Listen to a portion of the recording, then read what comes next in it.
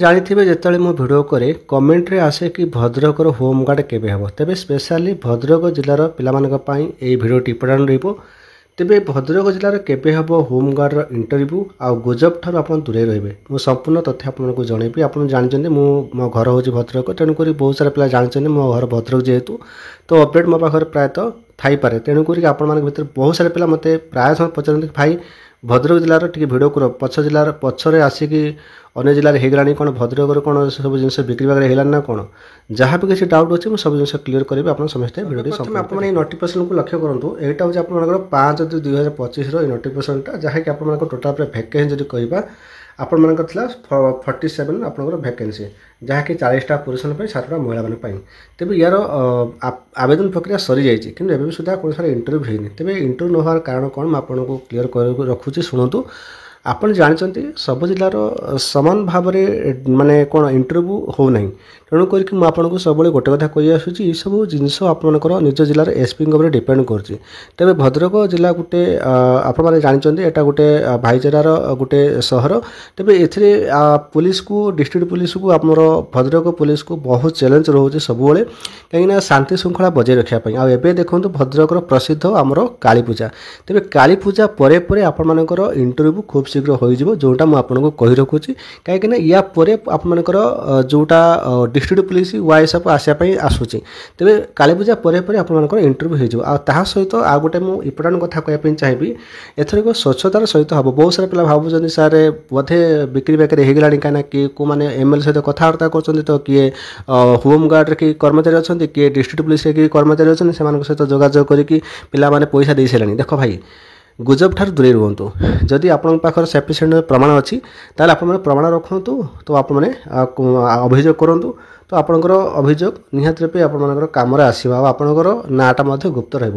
ଦ୍ୱିତୀୟତଃ ମୁଁ ଗୋଟେ କଥା କହିବା ପାଇଁ ଚାହିଁବି, ହୋମଗାର୍ଡ଼ ଗୋଟେ ଟେମ୍ପରାରୀ ଜବ୍, ଏଟା ପରମାନେଣ୍ଟ ଜବ୍ ନୁହେଁ। ଆପଣମାନେ ଯେଉଁ ପିଲାମାନେ ପଇସା ଦେଉଛ, ଯଦି ବା କୌଣସି ଆପଣ ଜାଣିଛନ୍ତି ଏବେ ତ ବହୁତ ସାରା ଫ୍ରଡ଼ ଯେଉଁମାନେ ଦଲାଲ ମାନେ ଧରା ପଡ଼ୁଛନ୍ତି, ଏସ୍ଆଇ ବର୍ତ୍ତମାନ କେସ୍ ଯେଉଁ ଆପଣମାନେ ସାରା ଓଡ଼ିଶାର, ସାରା ଭାରତର ବର୍ତ୍ତମାନ ଚାଞ୍ଚଲ୍ୟ ସୃଷ୍ଟି କରୁଛି। ଓଡ଼ିଶାର ଇତିହାସରେ ଏଇଟା ଗୋଟେ ପନ୍ନାରେ ଲିପିବଦ୍ଧ ହେଇକି ରହିଗଲା, ଯେଉଁଟାକି ଆମର ରିକ୍ରୁଟମେଣ୍ଟରେ ଏଇଭଳି ଭାବରେ ଚାଲୁଥିଲା, ଯେହେତୁ ବର୍ତ୍ତମାନ ଧରା ପଡ଼ିଛି।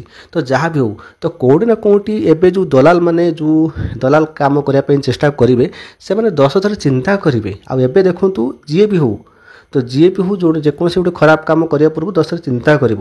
ସେଥିପାଇଁ ମୁଁ ସବୁ ପିଲାମାନଙ୍କୁ କହୁଛି, ଆପଣମାନେ ନିଜର ପ୍ରିପାରେସନ୍ ଉପରେ ଧ୍ୟାନ ଦିଅ, ଲୋକଙ୍କ କଥାରେ ଧ୍ୟାନ ଦିଅ ନାହିଁ।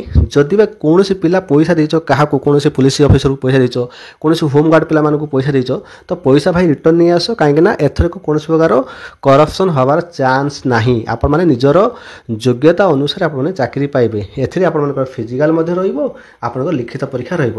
ତେବେ ଆପଣମାନଙ୍କର ନିଜର ଯୋଗ୍ୟତା ଅନୁସାରେ ଆପଣମାନେ ଚାକିରିଟେ ପାଇବେ। ଆଉ ଏଥରକ ଯେଉଁ ଆମର ଅଛନ୍ତି ଏସ୍ପି ଯେଉଁ ଅଛନ୍ତି, ବହୁତ ଭଲ ସାର୍ ଅଛନ୍ତି।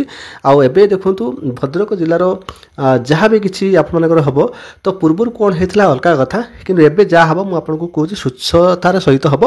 ଯଦି ବା ସେମିତି କିଛି 19-20 ଲାଗିଲା, କି କୌଣସି ପ୍ରକାର କରପ୍ସନ୍ କଥା ଯଦି ଉଠିଲା, କି କୌଣସି ପ୍ରକାର ପିଲା ଯଦି ଯୋଗ୍ୟତା ନଥାଇକି ଯଦି ସେ ଯଦି ସିଲେକ୍ସନ୍ ପାଇଯାଉଛି, ତା'ର ପ୍ରମାଣ ରଖନ୍ତୁ। ଆଉ ଆପଣମାନଙ୍କୁ ମୁଁ ମଧ୍ୟ ସହଯୋଗ କରିବି, କିଛି ନାହିଁ, ନାଲି କୁଠା ଅଛି। ତେଣୁ କରିକି ଆପଣମାନେ ନିଜର ପ୍ରିପାରେସନ୍ ରଖନ୍ତୁ। ଆଉ ଆପଣମାନେ ଜମାରେ ଏସବୁ ଜିନିଷରେ ମୁଣ୍ଡ ଖେଳ ନାହିଁ। ଯେଉଁମାନେ ହୋମଗାର୍ଡ଼ ପାଇଁ ପ୍ରିପାରେସନ୍ ହେଉଛ, ସେମାନଙ୍କୁ କହିବି, ଦେଖନ୍ତୁ ଫାଲତୁ ଜିନିଷରେ ମୁଣ୍ଡ ନ ଖେଳିକି ପ୍ରିପାରେସନ୍ କର। ଯଦି ବହିର ଆବଶ୍ୟକ ଅଛି, ମୋ ପାଖରେ ବହି ଅଛି, ନେଇଯାଆନ୍ତୁ, ପଢ଼ାପଢ଼ି କରନ୍ତୁ। ଏ ବହିରେ ଆପଣମାନଙ୍କୁ ହୋମଗାର୍ଡ଼ ରିଲେଟେଡ଼୍ କ୍ୱେଶ୍ଚନ୍ ସବୁ କିଛି ଅଛି, ଯେଉଁଟା ଆମେ ଏବେ ଯେଉଁ ଏକ୍ଜାମ୍ ସବୁ ହେଉଛି ଯେଉଁ ଜିଲ୍ଲାରେ, ସେସବୁ ଜିଲ୍ଲାର ଏକ୍ଜାମ୍ର ଯେଉଁ କ୍ୱେଶ୍ଚନ୍ ସବୁ ଆସୁଛି, ଆପଣମାନେ ଏଇ ବହିରେ ହିଁ ପାଇବେ। ଆଉ ସେଇ ବହିରୁ ସେ ଯେଉଁ କ୍ୱେଶ୍ଚନ୍ରୁ ଆମେ ସେଇ ଟାଇପ୍ର କ୍ୱେଶ୍ଚନ୍ ଆମେ ଏଇ ବହିରୁ ଦେଇଛୁ। ତ ବହୁତ ପିଲା ନେଲେଣି ବହି। ଆପଣମାନଙ୍କ ଭିତରେ ଯେଉଁ ଆମର ଭଦ୍ରକ ଜିଲ୍ଲାର ଯେଉଁ ପିଲା ଅଛ, ତୁମେ ଯଦି ନେବା ପାଇଁ ଚାହୁଁଛ, ବହି ଆପଣ ନେଇପାରିବେ। 2 ଖଣ୍ଡ ବହି ଆପଣମାନଙ୍କୁ ଦିଆଯାଉଛି। ଗୋଟେ ଆପଣଙ୍କର ଭାଗ 1, ଭାଗ 2। ଭାଗ 1ରେ ଆପଣଙ୍କର ଓଡ଼ିଆ ଭାଷାରେ ଯେଉଁଟା ଟୋଟାଲ୍ ଓଡ଼ିଆ ଭାଷାରେ ଅଛି, ସାଧାରଣ ଜ୍ଞାନ ଆପଣଙ୍କର ଟୋଟାଲ୍ କମ୍ପ୍ଲିଟ୍ ଅଛି। ଭାଗ 2ରେ ଦେଖନ୍ତୁ ରଚନା ଅଛି। ଦେଖନ୍ତୁ ଭାଇ, ଟେମ୍ପରାରୀ ଜବ୍ ଆପଣମାନଙ୍କୁ କହି ଆସୁଛି, ଦିନ ମଜୁରିଆ କାମ ଭଳି ଆପଣଙ୍କର ରହିବ।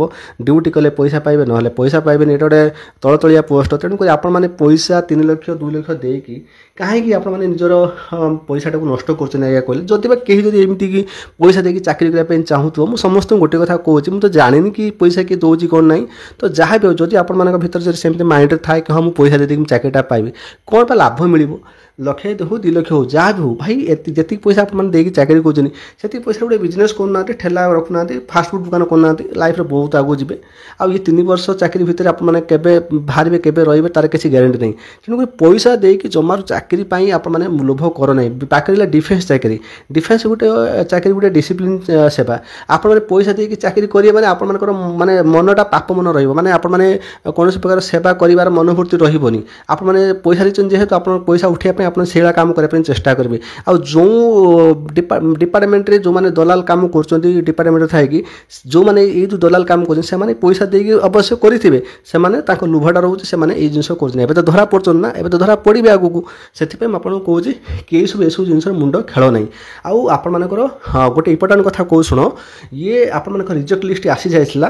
ମୁଁ ଆପଣଙ୍କୁ କିଛି ଦିନ ତଳେ ଭିଡ଼ିଓ କରିଥିଲି, ଦେଖିପାରୁଛନ୍ତି ରିଜେକ୍ଟ ଲିଷ୍ଟ ପିଲାମାନଙ୍କର ଆସିଯାଇଥିଲା। ଆଉ ଏବେ ମୁଁ ଶୁଣିବାକୁ ପାଉଛି ଏଇ ଯେଉଁ ଆମର ଯେତିକି ପଦବୀ ଅଛି ତ 47ରେ ପଦବୀ କିଛି ପଦବୀ ବଢ଼ିଛି, ଯାହାକି ଏଇଟା ମେଡେଲିନ୍ ଥାନା ପାଇଁ କିଛି ପଦବୀ ବଢ଼ିଛି, ଯାହାକି ମଝିରେ ଶୁଣିବାକୁ ମିଳୁଥିଲା କି ଆଉ ଥରେ ଆପ୍ଲାଇ ହେବ ବୋଲି। ଯାହା ଜଣାପଡ଼ୁଛି ଯେତିକି ପିଲା ଆବେଦନ କରୁଛନ୍ତି ଯେଉଁ 47 ପଦବୀକୁ ଯେତେ ପରିମାଣରେ ପିଲାମାନେ ଆବେଦନ କରୁଛନ୍ତି ଆଉ ଥରେ ଆବେଦନ କରିବାର କିଛି ଆବଶ୍ୟକ ନାହିଁ, କାରଣ ସମୁଦ୍ରକୁ ସଂଖ୍ୟା କଲା ଭଳିଆ। ତେଣୁକରି ଯେତିକି ପଦବୀ ଅଛି ତାହାର କିଛି ପଦବୀ ମାନେ ବଢ଼ିଥିବ, ତାହେଲେ ଆପଣମାନଙ୍କର ନିହାତି ରୂପେ ତ ସେଇ ହିସାବରେ ସେମାନେ ଆଡ଼୍ କରିକି ପୋଷ୍ଟିଂ ଦେଇଦେବେ।